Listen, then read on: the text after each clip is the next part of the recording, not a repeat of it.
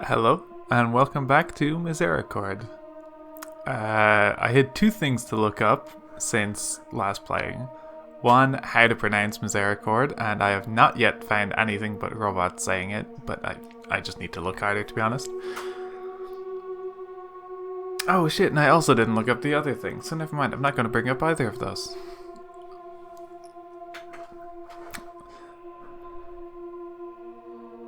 Hello, welcome back to Misericorde. When last we left off, the anchoress turned Hedwig was about to go meet some other nuns. Well, I had met one or two so far, but there's a lot of new shit to see. I'd never seen the hallway outside my cell before. It was quite long, and Catherine was walking briskly towards the end. We've got a way to go yet, I'm afraid. Right here, if you'd please. We passed a set of windows with a little statue of the Madonna and Child. We took another turn after that, into a hall equally as long as the one my cell was located in. I never got a sense how big her cell was. For some reason I assumed tiny, cramped thing, but I caught the briefest glimpse of the cloister out of the window. Up ahead are the dorms where the rest of us live, and the Misericorde on the right just before those. Then the door next to that is the library. Ah, left at the stairs just before the dorms, there's a good girl. Oh. My god. I puffed up a little. I know how to use stairs, thank you very much. And stop cursing. That's thrice now I've counted.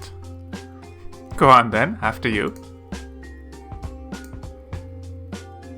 I gingerly put one foot on the first step down. Very good. See? One more. I began to descend the staircase very slowly. I instinctively held my hands out for balance, until I felt Catherine firmly gripping them and planting them to my sides. You just walk down them normally. No.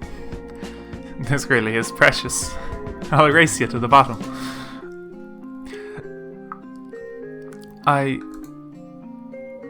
But she had already casually strolled down to the landing. She pointed to the staircase that descended the other way as I wobbled my way down to her. There's more this way. Just so you know. You are being perfectly horrible. Aren't I just? Hurry up. We've got places to be and people to meet. I'm aware that I have a weirdly varying amount of Irish accent I'm applying to Catherine. Maybe she's Irish, I don't know, but she just has she has a certain energy that fits. We came to a foyer with a door leading out into the cloister. The sunlight creeping in was simultaneously daunting and enticing. It's a good thing we don't get much heat here. Your skin would cook in the sun. She ushered me through the door, not allowing me the same moment I had taken leaving the threshold of my cell. The cloister was a rectangle of grass surrounded by stone arches. Sorry, also before I forget, the whole her going down the stairs slightly with trepidation again just feels like it feeds into that she has not had to physically exist in a body all that much. She has not really had to consider her movements in this way. Like there's a lot of things that are pretty normal. She just hasn't had to do with her body in a weird way. Passages ran around the grass, each leading to a part of the convent I hadn't been to yet. The sun glinted off of what appeared to be a metal crucifix in the middle of the lawn. Although, is this abbey built around St. Gall's plan? I'm just curious about how this place is laid out. What, pray tell, is St. Gall's plan? You know, the standard layout for abbeys. I thought all the Benedictine monasteries followed it. They might. I wouldn't know. And, well, I thought that door would be taking us out into the east, but we're facing the south. How on earth did you figure that? Have you got a compass hidden somewhere in your frock? Do I... No, it's easy. The sun rises in the east, so that's over there. I pointed left, where I could see the sun rays creeping over the walls of the cloister. So ahead of us, from this door, would be south. Normally, the chapel would be in the northern half of the monastery, or rather, the tower would face north. And the nuns or monks would live in the southwest. Goodness! You must have had some very interesting books to read in that cell of yours. Of course, this abbey could have just been built around a Roman plan. That would follow, considering we're Catholics. I ignored this. Fascinating. I'm sure it is to someone. Catherine looked at me, clearly amused by my interest in the layout of a building. I feel as though I had made a fool of myself, despite correctly observing something. Oh, Hedwig. That was a first. I guess it has literally been her job to be a knower of things, to have information, and to have people ask her stuff, and for her to give, like, the book knowledge of something. She has a pretty reasonable understanding to expect, like, book learning to be a thing people value. Because probably for the most part, anyone who go to her would ask her about stuff in those books too. So even people who don't care as much about, like, book smarts are still thinking about those things when they go to her. So that's just what she's used to. I didn't have much of a chance to feel sorry for myself before I was scared witless by a voice right behind me. Oh, gonna have to take a swing with this, we'll see. As far as I know, the building was supposed to follow the plan of St. Gall, but the builders got a little turned around in a storm. I could have jumped all the way out of my habit then and there. I wheeled around with a yelp.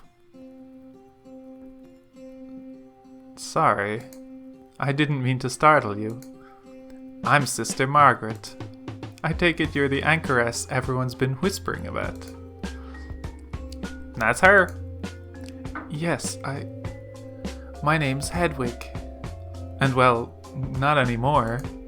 I mean, my name is still Hedwig, but I'm not an anchoress anymore. Obviously. Isn't she precious? It's nice to meet you. A word of advice. You can still go back to your cell. We can tell the soup you weren't feeling well. How did she... Oh no, I feel fine. Why would I... Margaret turned her gaze to Catherine, as if to deliver some long-anticipated bad news. She's fixed the portative. Oh, has she now? God, maybe I'll tell her I'm sick today. Stop! Cursing! And, what's a portative? Margaret made a little wiggling gesture with her fingers. A little organ. Which means we'll be singing. More to the point, it means the superior will be singing. Oh, that was the wrong voice, sorry. I should quite like to hear some liturgical songs. Actually... Oh, that's a word for it. It'll certainly make you think about God. It'll make you pray for him to smite the damned organ. That's for sure. Is that what we're going with? I didn't think we'd decided. We can get our stories straight later then. She spoke with great humor, but you wouldn't be able to guess it from her face. A little smile crept across her lips as she turned to me again, however. Pleasant meeting you. She glided away as silently as she had arrived. Well, hurry up. If we meet many more sisters on the way, we'll never get there. We continued along the path around the cloister towards the chapel. two women were huddled close to each other outside the large wooden door, speaking in hushed tones. Catherine leaned down to whisper in my ear. The bespectacled one is Eustace. She's very smart, but she gets a bit mousy sometimes. You'll get along swimmingly. The other is Darcy, who... well, Darcy's very special. Darcy, are you sure you're going to be able to sit through service without doing... anything? You keep giggling. It's very distracting.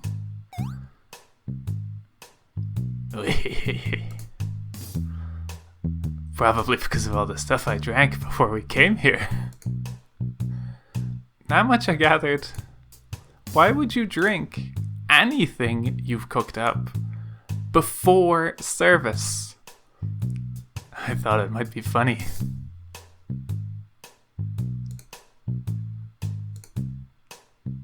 It might be a little funny. That's right. I've seen some love for Darcy already, and I share it. The pair noticed Catherine and I walking past. Darcy gave me a strange little wave where she wiggled each finger individually. Eustace, though, she gave me a strange look I couldn't quite place, but didn't appreciate. Was I just fresh out of my cell and unable to comprehend any expressions subtler than Catherine's? Or did Eustace seem to dislike me intensely? Ah! I had played directly into someone walking past Eustace and Darcy. In my attempt to keep myself righted, I grabbed a handful of cloak. I tumbled to the floor, nearly dragging the mystery person with me. Thank God I let go on the way down. I looked up at the woman who I'd collided with and realized something. This was what intense dislike looked like. I'm terribly sorry. Ah, Angela. I see you've met our newest oblate. Catherine shot me a little smirk as I pulled myself off of the ground. This is Hedwig. She's still finding her footing, as you can see. I'm really very, very sorry. Angela said nothing to me. She simply looked me up and down quickly before turning to Catherine. Your door is still broken. Oh, is it now? You told me you would see to getting it fixed 2 weeks ago. Yes, well, I'm a busy woman, Angela. Not too busy to spend most of your evenings in the Misericorde. I've noticed. Catherine took a step closer to Angela. She was barely 1 inch taller, but she was making quite the effort to make it seem like there were 10 between them. Find anything interesting in my room, Angie? Or were you just checking the door? Just the same. Musk, as always. I didn't even have to check inside, though. It wafted out of the door on its own when I tested the hinges. So diligent. And here I was thinking Darcy's experiments might be more odorous than anything I might hide. Darcy's experiments aren't alive. She idly watched Eustace and Darcy walking past her into the chapel, along with Margaret and several other people I didn't recognize. Yet... As always, my dear sweet Angela, I have no idea what you're talking about. I'm sure. She shot me another icy look before turning on her heel to head into the chapel. Time for service. Catherine made a high-pitched little noise that sounded like a mocking sneeze. Angela froze for a moment, but did not turn around before continuing into the hall. Angela is convinced I am keeping a cat in my room. She's been bothering me about it for months. Are you? Of course not. They're filthy little things.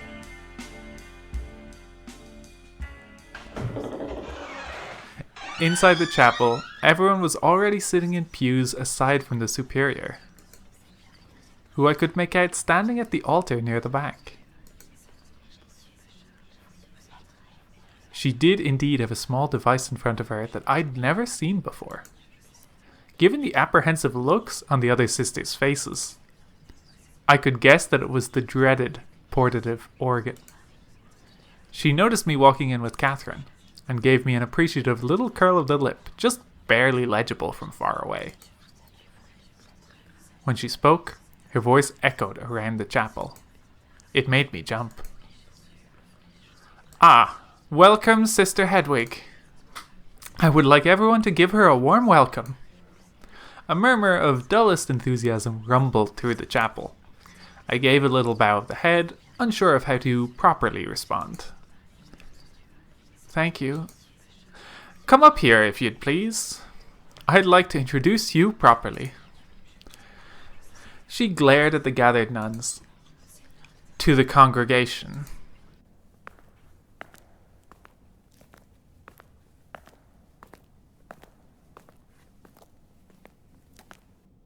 I gingerly stepped forward and walked up to the altar.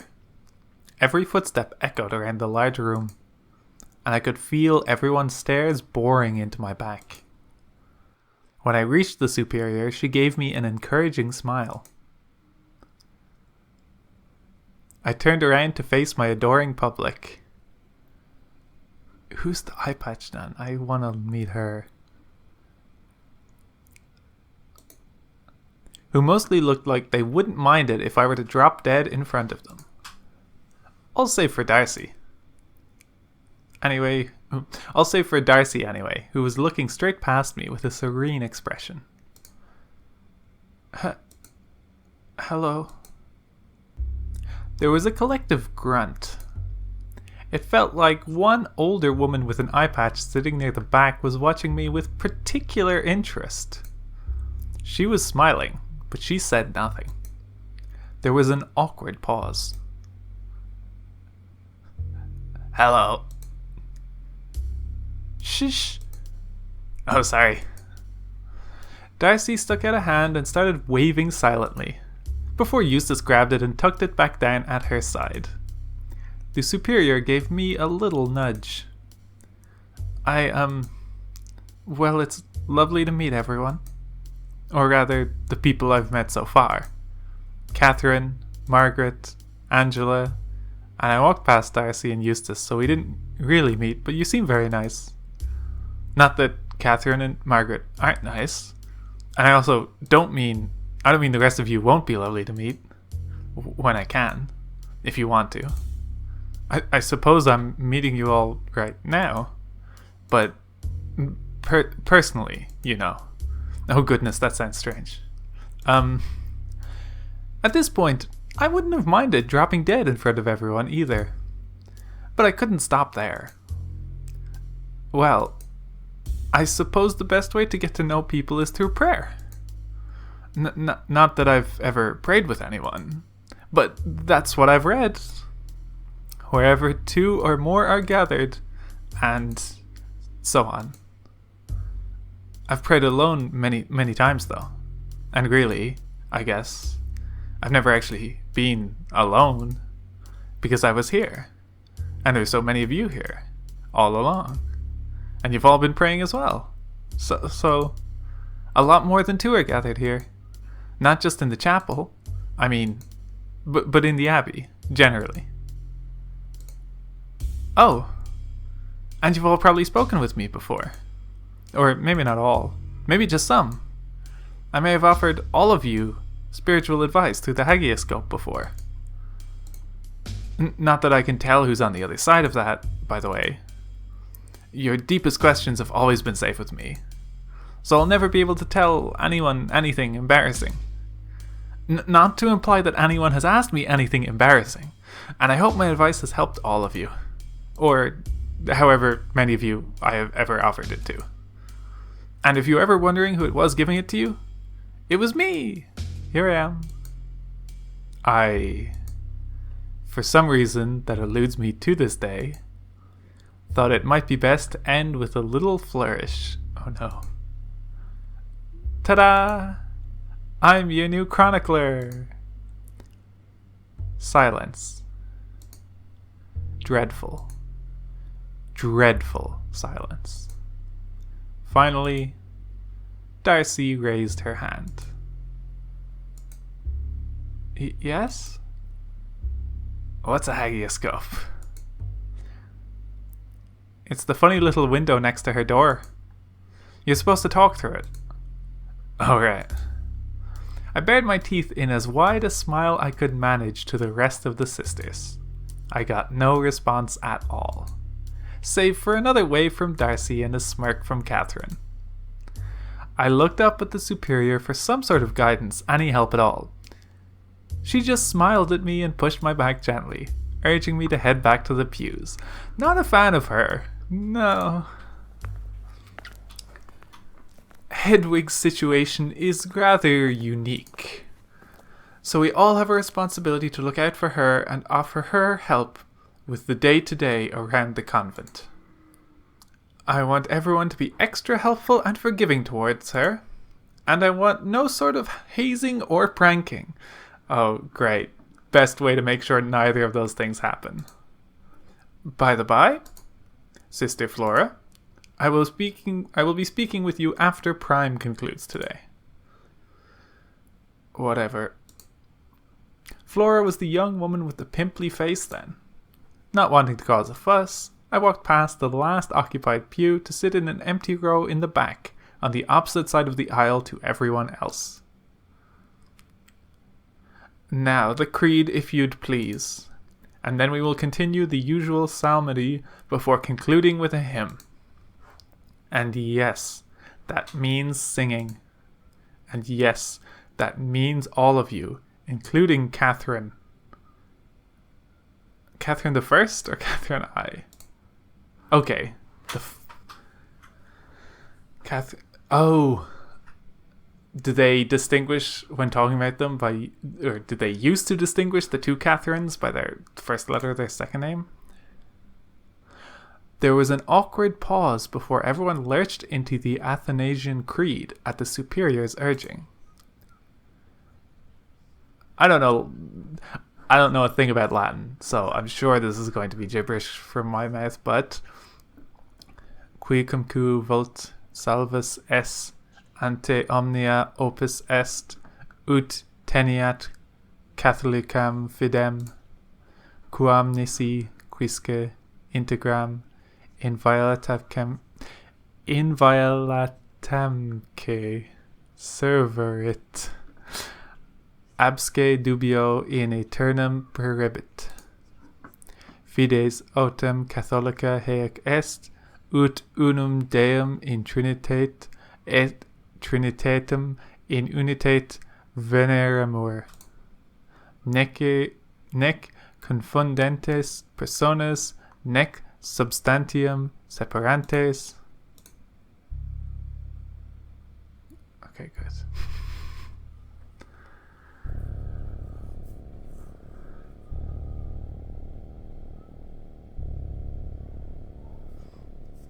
Atolete portas princip vestras et elev amini. Porte aeternal e introibit rex gloriae. Oh god, no. I vomited black bile all over the flagstone floor.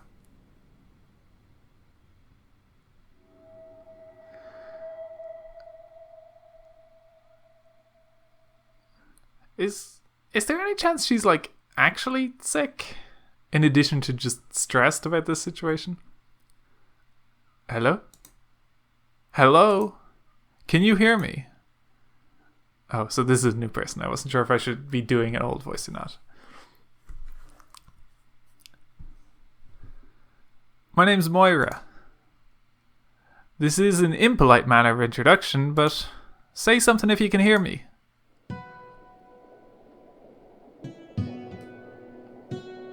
I opened my eyes and groaned.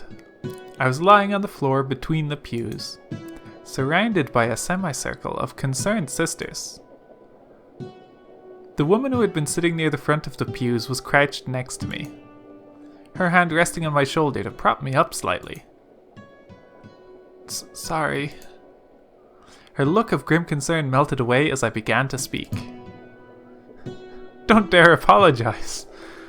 You had us worried half to death there. She spoke in a lilting accent I couldn't quite place. Oh, I think I had heard this Irish nun. I think this is the one who should have an Irish accent. Maybe. We'll find out in a second. Moira is pretty Irish. The superior pushed through the throng of nuns at that moment, prompting the friendly woman to pop back up to her standing height with a little bounce. She's going to be alright. Okay, she's Irish. She's going to be alright. I think she's just a bit knackered. All of this might have been a bit much for her humours, I'm afraid. I see. I did warn her that jumping into things straight away might be a bit too much. Yeah, and then you put her up in front of everyone. Yeah. You should have. I opened my mouth to object to this out-and-out lie, but the superior gave me a piercing look. My silence assured, she turned to the friendly-faced woman. Moira, I'd like you to take her to the dormitory to rest up for a little while. In the room that's been prepared for her. If she's feeling up to it, she can rejoin us for luncheon later. Of course. She leaned down to offer a hand to me, which I took. I staggered back to my feet, hiding my gaze from the crowd. What a disaster this had been so far. I took a deep breath, and caught just a hint of the foul stench of bile. My baffling speech, falling asleep during service, and throwing up in front of everyone. Okay, so she fell asleep. I wasn't sure if that was just like a cut. I don't think she's like physically okay. I don't think this is purely stress of a difficult situation.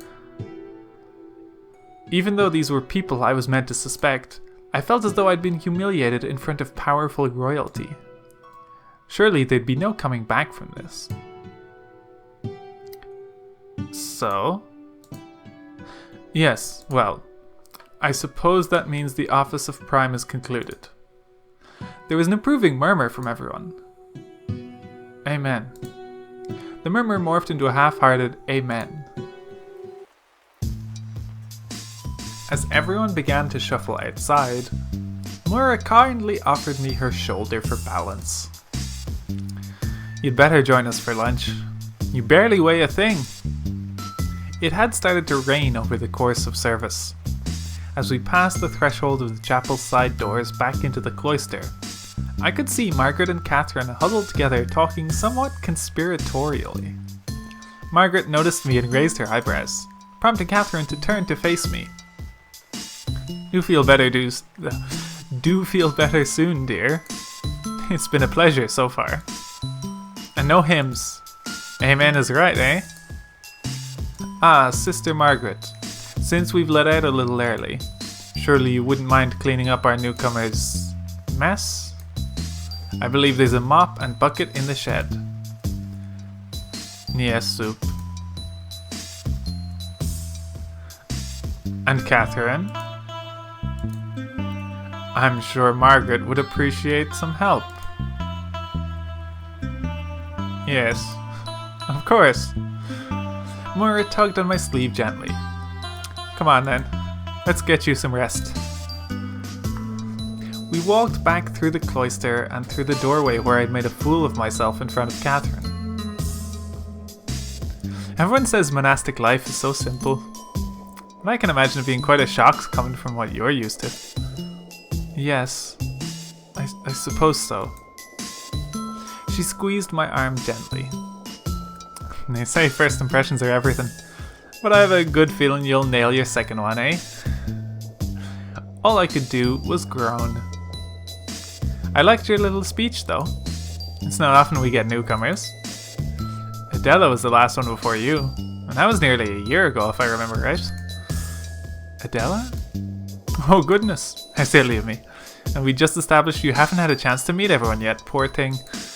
Lots on my mind.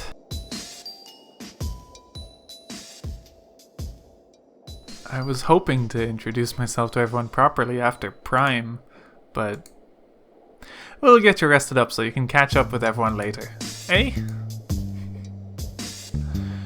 I didn't have the energy to tell her that I had been about to say, now I'd rather crawl into a hole and disappear, after Bud.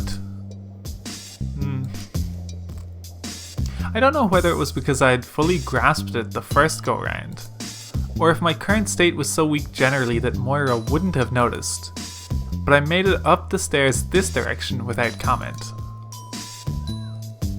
Here we are. This is where all of us sleep. Minus the superior, of course. We? We made a room up for you already. She swung open one of the wooden doors.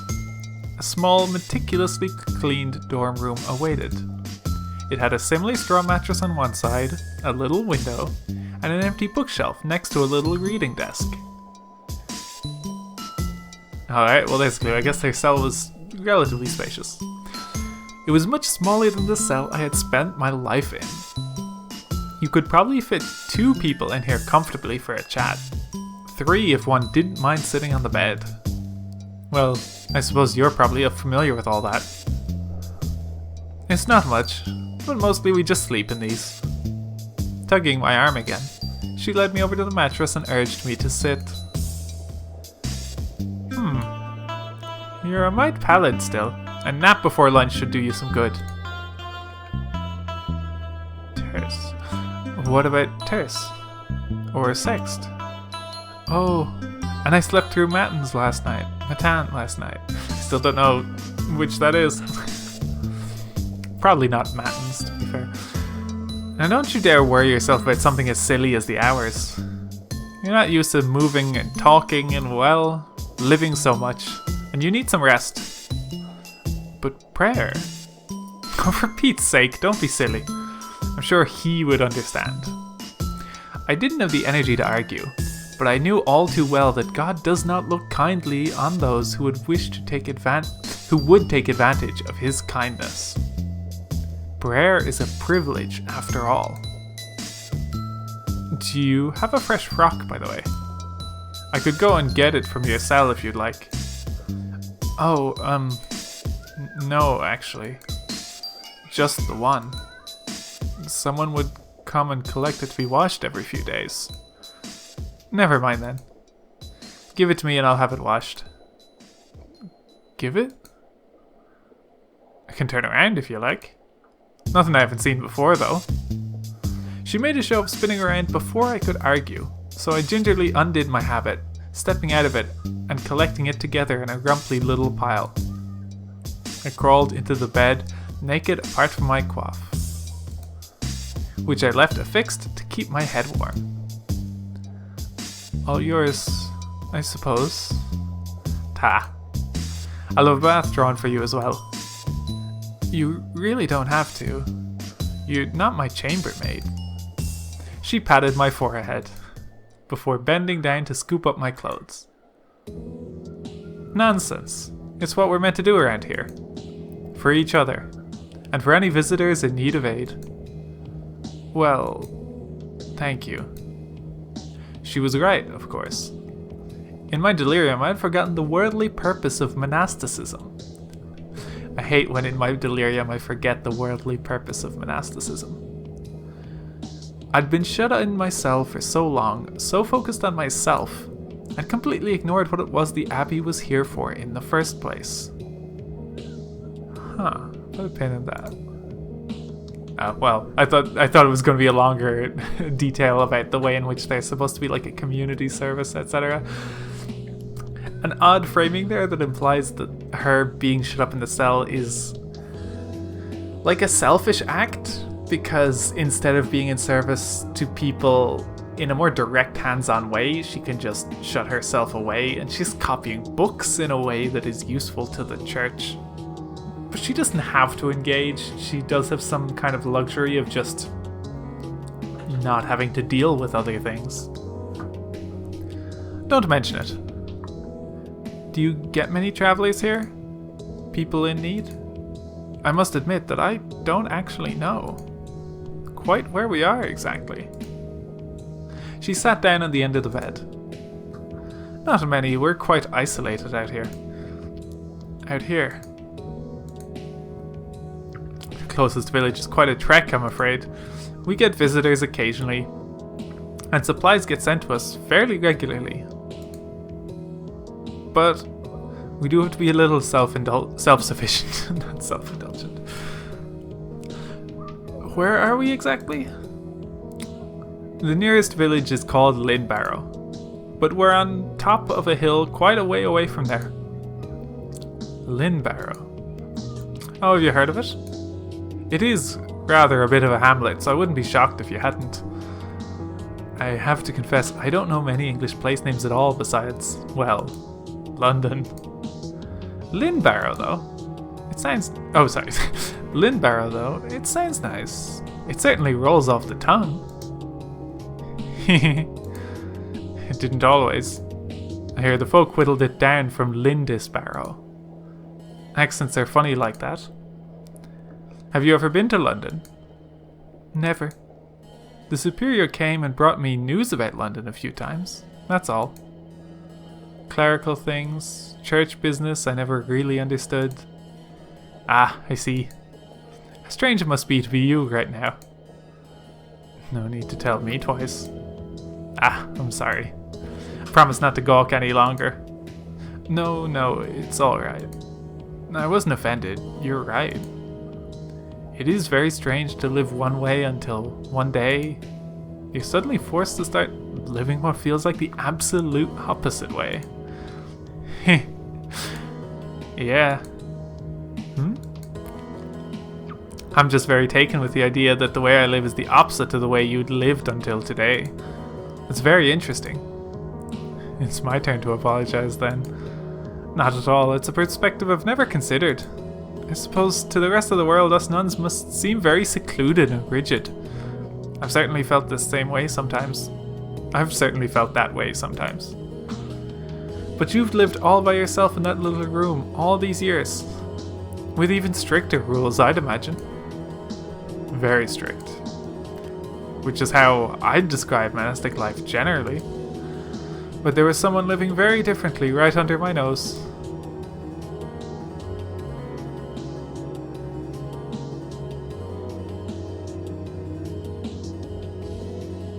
She paused for a moment. I noticed a tear rolling down her cheek. Moira? Oh, it's just... This was her room. Catherine? She nodded, sniffling. It's been so hard. It might have seemed like everything was normal at Prime, but I promise you things have been very difficult with her gone. Sometimes it feels like most of them are trying to act like she never existed. I suppose I can't blame them, but it feels so wrong. She could have been there today, a day like any other. She would have really liked you, I think. Not that... Oh... You wouldn't even be here if not for... that, would you?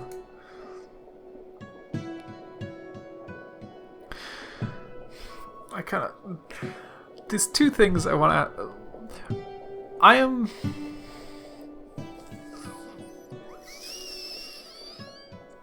Can I roll back?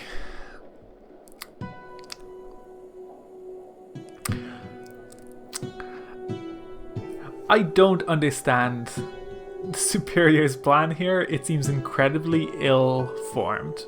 For a few reasons. One, it is not hard to put two and two together and assume that the reason that the person who has lived her entire life sealed in a cell has suddenly come out is because of the murder. Like, the Superior said she waited a couple of weeks, so it wouldn't seem related. I don't think that's enough distance to make people not make that kind of connection. So, she's going to read as suspicious. She's going to read as like, oh, so can we trust this woman, etc., etc. And not to mention, like, she's not going to be integrated. You've already seen, like, she is brand new here. Just getting a regular nun from another convent to turn up would integrate much smoother and easier.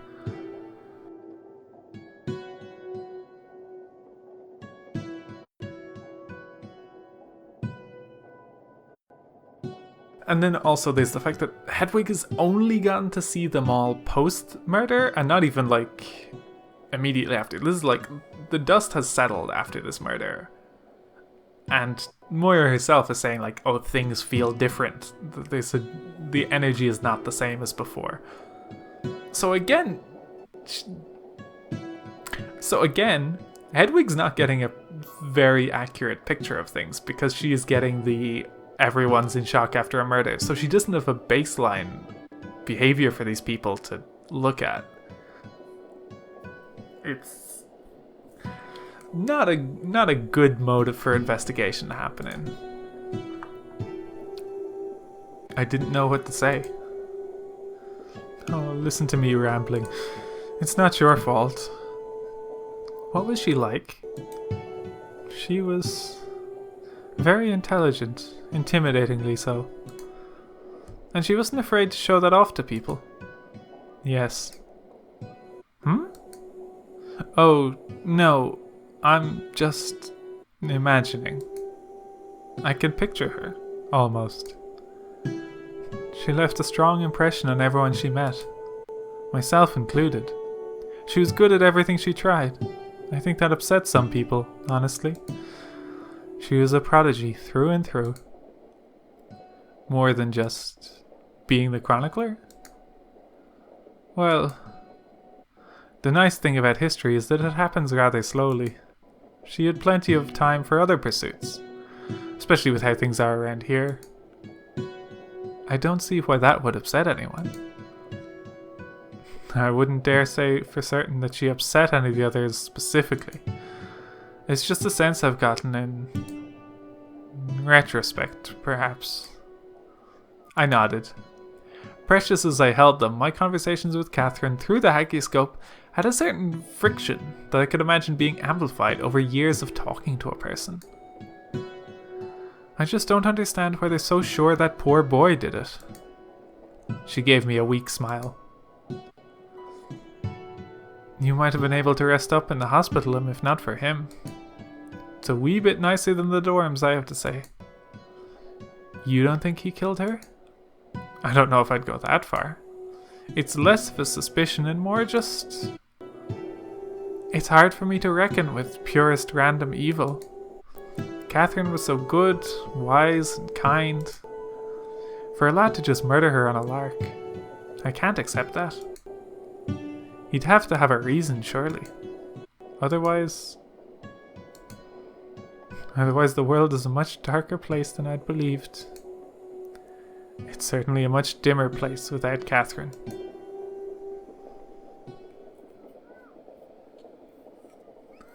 We sat in silence for a moment. I didn't dare rebuke Moira, nor did I have the energy. But as well as empathy, frustration was bubbling inside of me.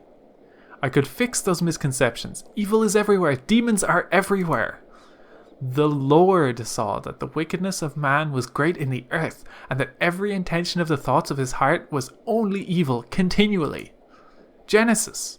Basic. Elementary. The very foundation of our faith. A godless man could kill someone as wonderful as Catherine without a second thought. It became clear to me there and then.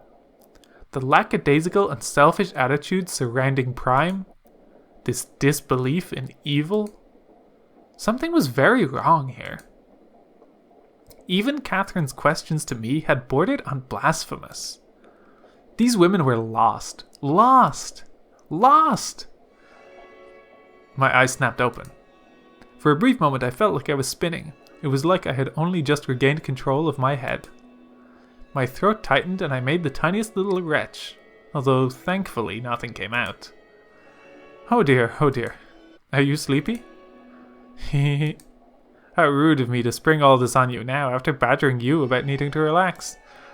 This is a dorm, not a place of confession. No. Rude of me to drift off like that. You have my deepest sympathies. Moira stood up, my clothes still bundled in her arms. I'm going to go and make sure these get washed for you so you can get some sleep. And I'll send someone to collect you to show you where the baths are. There's some fresh night clothes under the bed. She made a few strides to the door, then turned around one more time. and I'll ask Darcy for some mint. Good for an upset stomach. And for breath. She gave me an impish little grin.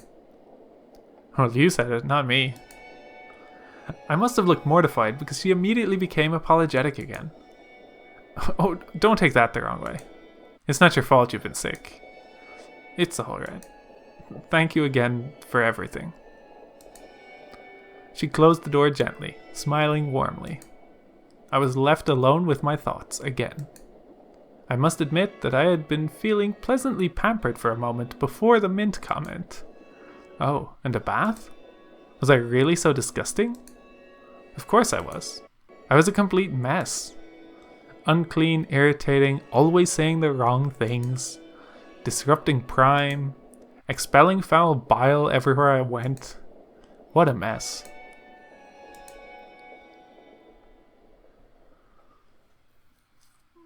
Finally, I got some real rest.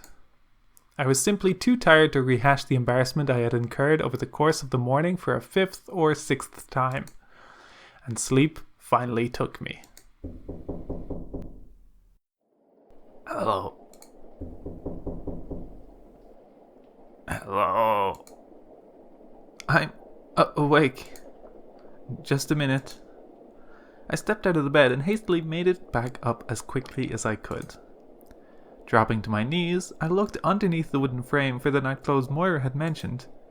They weren't hard to find.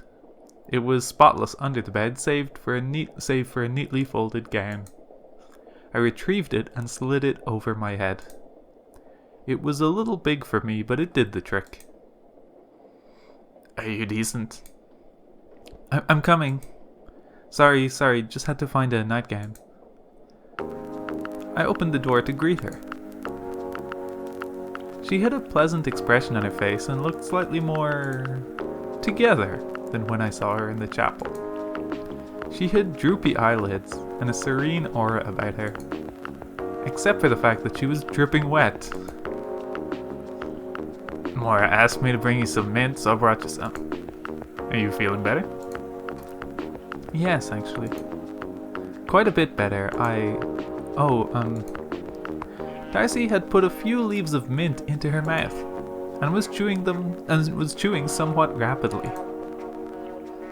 Don't worry, I brought plenty. I love this stuff. Grow it myself. Do you really? Yes. She fluttered her eyelashes and held out her hand, proudly showing off a large pouch full of leaves. I grow lots of things. Mint is definitely one of my favorites, though. Did you know it's really called mentha? No, I didn't know that. She offered the bag up to me, and I reached inside to grab a few leaves. I placed them in my mouth tentatively, but was pleasantly surprised almost immediately. Oh, that is nice. That's right. You really grow this yourself? It's wonderful. Thank you for saying so, my friend. I just wish you hadn't gone and gotten yourself soaked in the process of getting it for me. You didn't have to do that on my behalf. Oh no, this isn't because of the mint. It isn't? No. Oh. Anyway, bath time. She spun around on her heel and began shuffling away towards the hall. Wait, is there no lock on this door? Nope. We all trust each other here. I don't think that's true. Earlier, a different nun was talking about a nun snooping in her stuff, so I don't think you do trust each other. I see. I suppose I didn't have any possessions that needed to be kept away from prying eyes or fingers. I was just used to locks. Oh yeah, that is a good point. Darcy moved quicker than I would have expected. You could scarcely see her legs moving underneath her habit. She seemed to glide wherever she went, bobbing up and down ever so slightly. I followed, feeling very out of sorts. I didn't even know my way around the abbey. To be walking around it in a breezy nightgown felt wrong, perhaps even disrespectful. I tried to make some conversation to distract myself. This is a very nice abbey. It's big and cold and probably haunted. What? Well, actually, that's not true. It gets a little hot in the summer when the sun hits the cloister. And you stand in the middle of the cloister. What did you mean, haunted? Probably haunted. There's no such thing as ghosts. What makes you feel like the convent is probably haunted? Well, there are a lot of weird noises at night or when I'm alone walking around. And things move around on their own sometimes. And also, I think most buildings just get a higher chance of being haunted the older they are. And these buildings are very old. Well, I wouldn't worry about that. There really is no such thing as ghosts. I said this more to comfort myself than her, truth be told. All I could think about was the strange figure I'd seen from my window the night before. We took the stairs Catherine had led me down earlier, then walked past the door to the cloister to a network of hallways I hadn't seen yet. That would be a shame. It would be nice to meet a Catherine's ghost. Her placid expression didn't change, but I could sense a hint of sadness in her voice. Not wanting to press further, I quickly changed the subject. So, where are the baths? Not far from the kitchens, so we can make the water hot. Ah, how pleasant.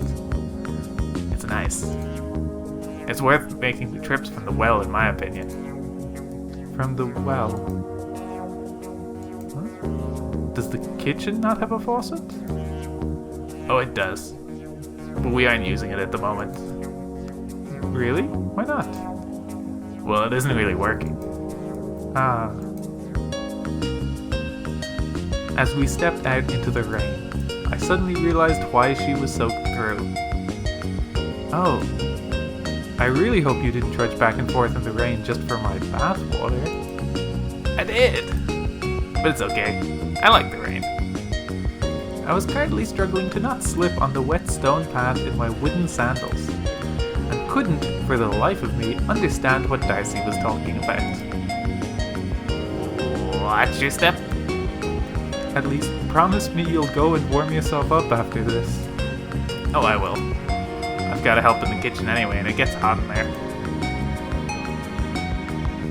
She led me into a room with a large window with a wooden tub in the middle. It was certainly not originally a bathing room. The whole thing looked rather makeshift. There was a habit and frock folded in a neat little pile not far away. And here we are. Enjoy, my liege. I didn't know what to make of this.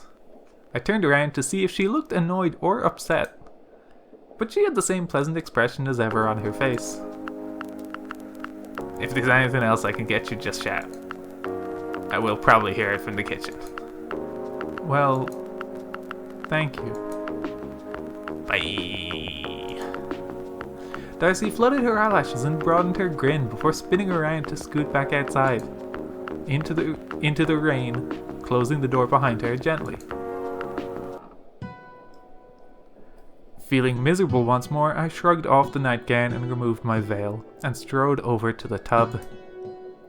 The water was quite warm, and some pleasant-smelling leaves were floating on the surface. I took a good long look at myself reflected in the water. This being reflection makes more sense. I thought this was how she was lying in the tub. Horrible. I was pale and small, but any movement of my torso also revealed ugly creases of flesh that made me wince. My nose was bent, I had spindly fingers, my eyes were dull and had bags underneath. My hair had been growing almost unhindered since taking my vows, save for an uneven line where I had made sure to cut my bangs, to keep them from creeping out under the veil and making my forehead itchy. All in all, I was a sad little creature. Bathsheba, I was not. Remember before how I was saying that she has not had to exist within her body very much? Increasingly getting that vibe. With a weary sigh, I stepped into the tub. The warmth was quite unlike anything else I'd ever felt. As I lowered myself into the water completely, I could feel my muscles relaxing, a tingling sensation all over, as if the stress of the day was being washed away along with the dirt. Unfortunately, this relaxing effect didn't extend to my head. Ever since the superior had knocked on my door, I had felt as if all my thoughts had to be squeezed through a narrow tube, one at a time. And I had forgotten each word that made it out of my mouth by the time it was said. I was completely off balance. I even tried sinking my entire head beneath the water to see if it had the same cleansing effect on my mind. No such luck. Raising my head above the waterline again, I tried to organize my thoughts as slowly as they came. I had made a complete fool of myself in front of Catherine and Margaret. Well, in front of everyone actually. This lineup of nuns is a little bit creepier. Well, lineup of nuns. Symbolic representation of nuns' habits. This is creepier not knowing, but strongly suspecting that a beheading has happened, and that Hedwig just hasn't been told that's how she went yet. I had made Moira and Darcy waste their time attending to me like servants. No wonder Darcy had made that crack about my liege.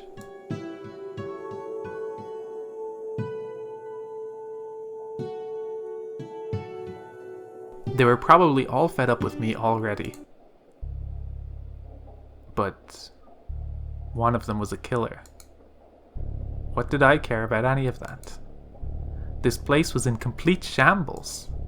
Sisters taking the Lord's name in vain, flagrant disrespect for the abbess, skipping matins, no, in fact, disregard for the liturgy of the hour in full, a total lack of familiarity with basic concepts from scripture, or the proper procedure for Benedictine monastic communities, and murder.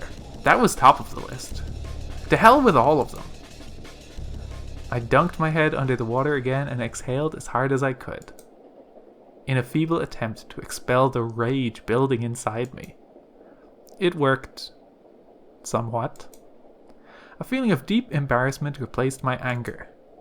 I leaned back and stared into the ceiling, ashamed. I tried to push every thought away, both guilt and anger, to try and enjoy the rest of my bath. It really was nice. I wouldn't mind it if someone brought the tub in here for me. I might never get out. Say. Oh, sorry, I see. This is modern day Hedwig talking about if she could have a tub in her little cubby. Say, while I have you here, would you like to hear a different story? It's shorter than my own, don't worry. It won't be too much of a detour. I'm sure you've heard it before, but it's one I've been thinking about a lot lately. It's a Bible story, of course. You of course know of Elijah and Elisha. Elijah ascended to heaven, and Elisha inherited his father's spirit, the sphere of God, with which he was able to perform miracles, and so on and so forth. He could part waters like Moses, and heal blighted lands and rivers. But there's a passage describing a journey to Bethel that amuses me. You know what I'm speaking of, yes? Not a clue.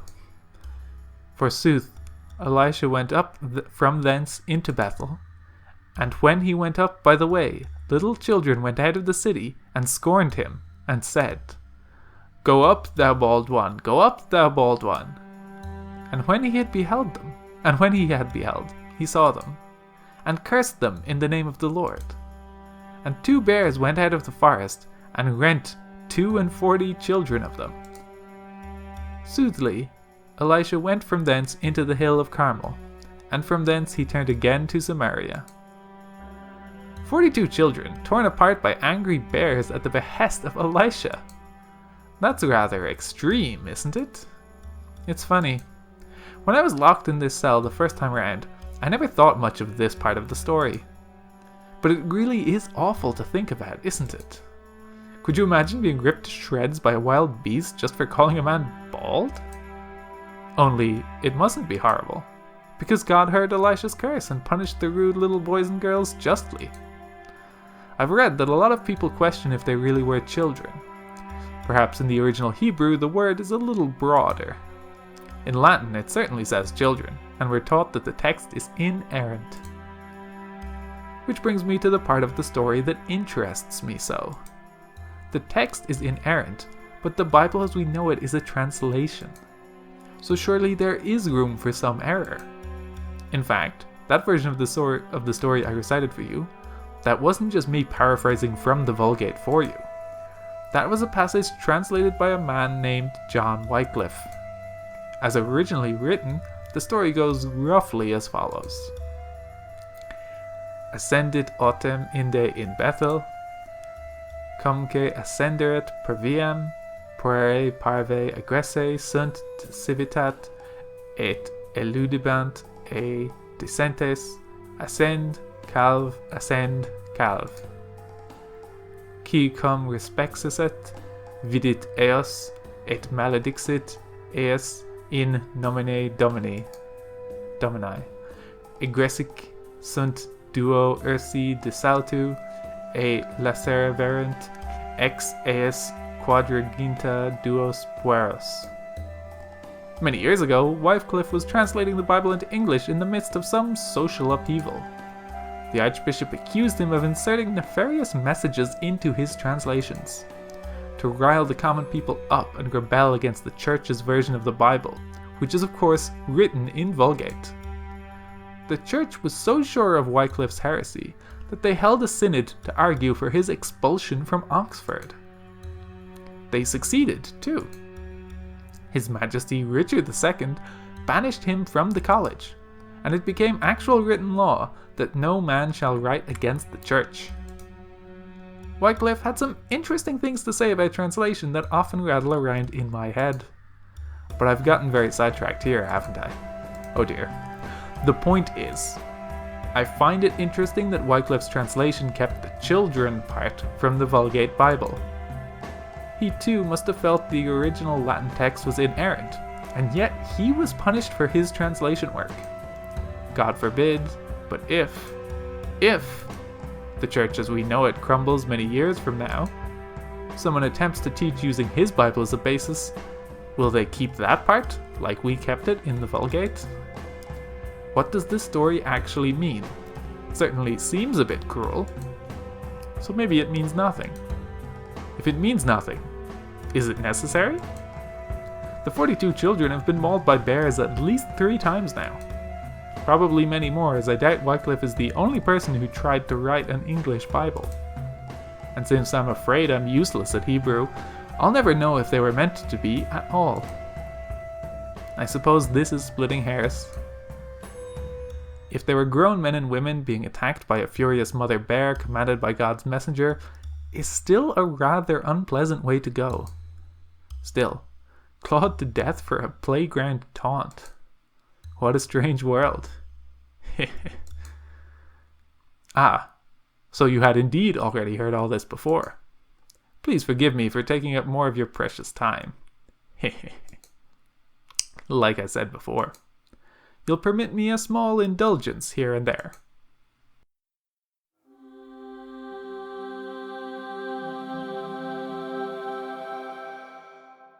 And that's going to do it for this episode. It's nice to have finally met more of the nuns. I'll see you next time for more nun shenanigans.